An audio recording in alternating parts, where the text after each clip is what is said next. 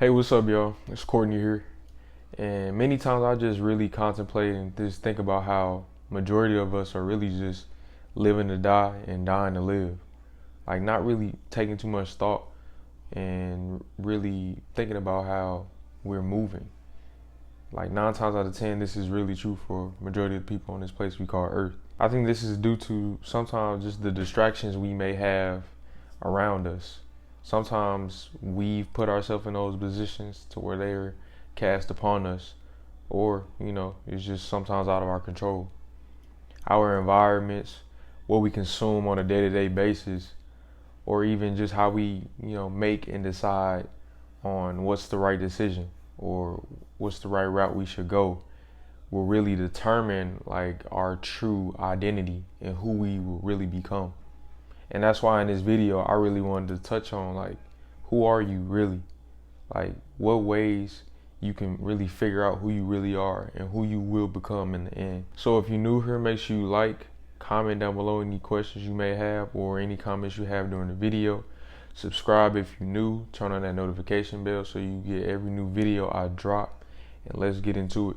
And one way you can really find out who you really are is just through tough times, through really tough hardships. I think those times really reveal who you really are. I've recently been facing my current self through just mental battles that have come about in my life. And sometimes that's not for the weak. Being able to be exposed to the hard times you may be having is a very intense experience. Like, when some people get fired from a job, like I've been fired from a job before, when they get fired from a job, they feel like, it's the end of the world or you can't really bounce back from it because that job was treating you well or you've been there for a long time and you won't find nowhere else. But there has to be a mind shift within that. Like in the midst of it all, I didn't remain complacent or I didn't, sit and mope and whine or complain. I'm trying to re-up. I found a way to, get another job, but just to find a way, to progress, continue to push forward. You can use that situation as a tool or just a lesson to learn from, like, why did you get fired or why didn't, that situation ain't work out for you? Like, you have to have that mind shift. And once you do that, that'll really reveal who you are. If you don't even do it, like it will just, in the midst of it, reveal who you truly are and how you handle situations. How you treat those people who do nothing for you will also reveal who you really are. If you only favor people who are in a higher position of power, who have money, or just someone you can really benefit from, it'll really tell you who you really are. I find that there's true gems and wisdom in those people who aren't always in the spotlight. I will never really look down upon a man or woman who are in a less prominent position than I am. I feel that, we all have our flaws, or we all have a, gap in our game or in our level of intelligence that we have to fill.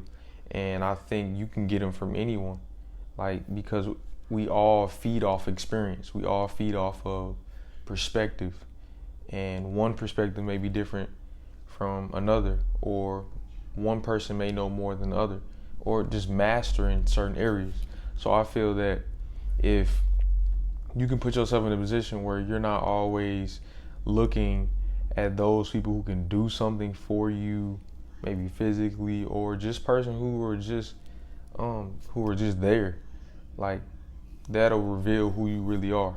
Who you are when no one's watching.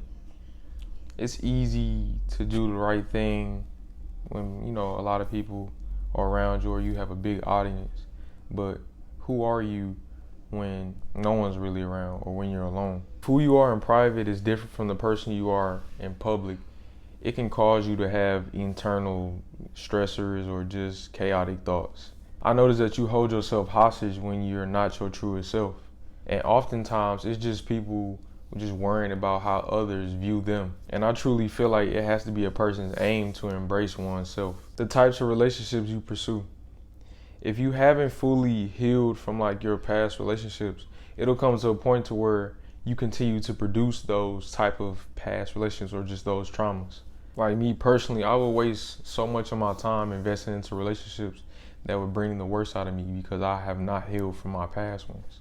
And if that pattern continued to happen, it would really just reflect who I see myself as and how I see the world. And it could just be a handful of friends or family that you talk to on a day-to-day basis who end up revealing who you will become. Where your comfort zone is. You ever feel good when someone else is struggling, or you beat them, or you got the ups on them?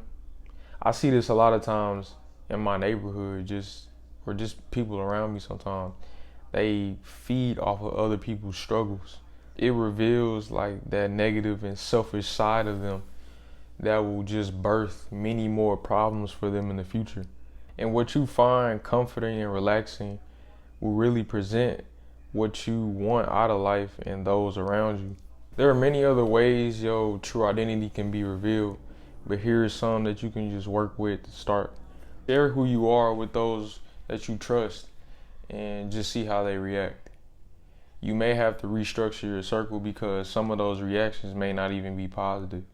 And I think that's one of the biggest opportunities you may have, because it'll help you really transition and maneuver on who's really down for you and who's willing to see you grow and become that truest person that you want to be. And if you're new here, make sure you like, subscribe, turn on that notification bell so you get notified when I drop a new video. And I'll see y'all in the next one. Love y'all.